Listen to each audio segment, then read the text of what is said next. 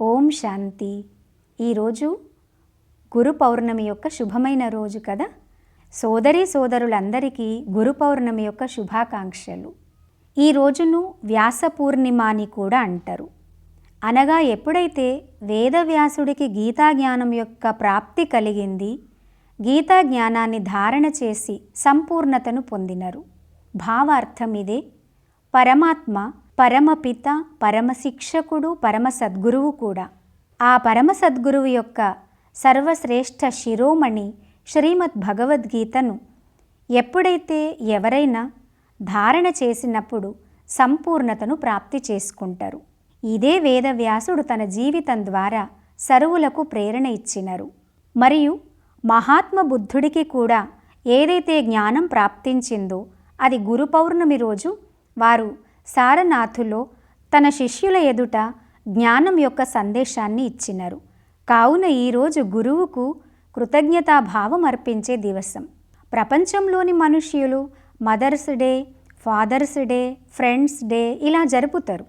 వారి ప్రతి ఏదైతే కృతజ్ఞతాభావం ఉన్నదో అది అర్పిస్తారు. కానీ వారు దినం యొక్క రూపంలో జరుపుతారు.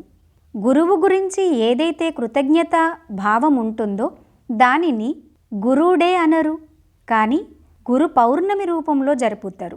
కేవలం ఒక్క సద్గురువే మనల్ని సంపూర్ణత వైపు తీసుకువెళ్తారు, మన జీవితాన్ని సంపూర్ణంగా తయారు చేయగలరు.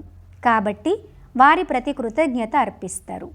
ఏకలవ్యుడి విషయంలో కూడా చెప్తారు కదా, తను గురువు యొక్క ప్రతిమ పెట్టుకొని ఆ గురువును ఆరాధిస్తూ గురువుతో ఎంతో ప్రేరణ పొందుతూ ధనుర్విద్య నేర్చుకొని అర్జునుడి కంటే కూడా ముందుకు వెళ్ళిపోయినాడు. ఎప్పుడైతే ద్రోణాచార్యుడికి ఈ విషయం తెలిసిందో అప్పుడు ఏకలవ్యుడితో ఇలా అడిగినారు, నీకు గురువు ఎవరు? అప్పుడు అతను ఆ ప్రతిమ ఎదురుగా ద్రోణాచార్యుణ్ణి తీసుకువెళ్ళి చూపించడం జరిగింది. మీరే నా గురువు, మీ ప్రతిమ ద్వారా నేను ఈ శిక్షణ నేర్చుకున్నాను అని ఏకలవ్యుడు చెప్పడంతో అప్పుడు ద్రోణాచార్యుడు, ఒకవేళ నేనే నీకు గురువు అయితే గురుదక్షిణ తప్పకుండా ఇవ్వాలి. ఏకలవ్యుడు అంటాడు, మీరు ఏది చెప్తే అది చేస్తాను అని, మీరు ఏది అడిగితే అది ఇస్తాను అని. మరి ఆ సమయంలో గురు ద్రోణాచార్యుడు అతడి కుడి చేతి యొక్క బొటనవ్రేలును దక్షిణ రూపంలో అడిగినాడు. బొటనవ్రేలును ఇవ్వడం అనగా భావం, ఎప్పుడైతే వ్యక్తి దృఢ సంకల్పధారిగా అవుతారో అప్పుడు తన బొటనవేలునే చూపిస్తూ నేను ఈ విషయానికి కట్టుబడి ఉంటాను అని అంటారు కదా. ఈ బొటనవ్రేలు యొక్క నిదర్శనం ఏంటి? దృఢ సంకల్పానికి గుర్తు. ఈరోజు పరమాత్మ కూడా ఈ ఆధ్యాత్మిక యాత్రలో సంపూర్ణత వైపు తీసుకువెళ్లేందుకు పురుషార్థం చేయిస్తారు. అప్పుడు వారు అన్నింటికన్నా ముందుగా మనకు దృఢ సంకల్పధారిగా అవ్వటానికే ప్రేరణ ఇస్తారు. గురువు లేకుంటే జ్ఞానం లేదు, గురువు లేకుంటే గతి లేదు అని అంటారు.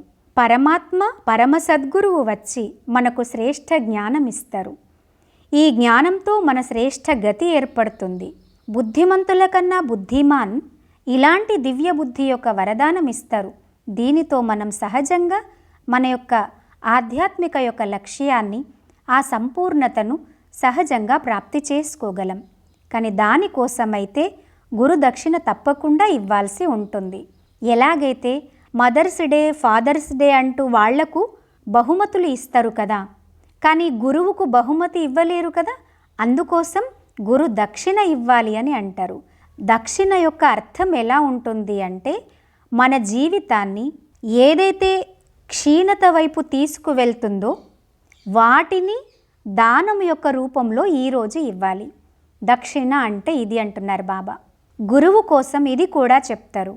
మనలో దేహాభిమానం, దేహ అహంకారం దానం చేయడమే ఇదే సత్యమైన కృతజ్ఞతా భావం. ఎందుకంటే దేహాభిమానం అనేక బలహీనతలను ఉత్పన్నం చేస్తుంది. అది ఈర్ష్య, ద్వేషం కావచ్చు, అనేక ప్రకారాల బలహీనతలు, క్రోధం కావచ్చు, లోభం కావచ్చు, అత్యాశ, ఇవన్నీ దేహాభిమానం కారణంగా ఉత్పన్నమవుతాయి. స్వయం ఉన్నతంగా భావిస్తూ ఇతరులను నీచంగా, తక్కువగా భావిస్తారు. కావున ఈరోజు ఈ బలహీనతను దక్షిణ రూపంలో దానం ఇవ్వాలి. ఇవన్నీ మనల్ని క్షీణతలోకి తీసుకువెళ్తాయి కదా. వాటిని ఇప్పుడు మనం దక్షిణ రూపంలో దానమివ్వాలి. అప్పుడు మన జీవితంలో ఆ సద్గురువు యొక్క ఆశీర్వాదం యొక్క చేతిని అనుభవం చేస్తాం. మరియు ఈ ఆశీర్వాదం యొక్క చేతి ఎవరి తలపై ఉందో వారు తప్పకుండా సంపూర్ణతను సహజంగా పొందగలరు.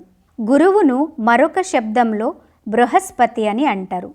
బృహస్పతి అనగా శుభమైన రోజు.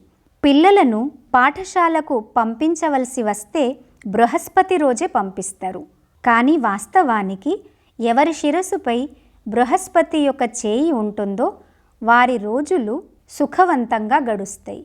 పరమసద్గురువు పరమాత్మ మనలో ఉన్న బలహీనతలను తొలగిస్తూ మన తలపై బృహస్పతి ఆశీర్వాదం యొక్క చేతి ఉండటంతో మన యొక్క దిశ మరియు దశ ఈ రెండూ పరివర్తన అవుతాయి.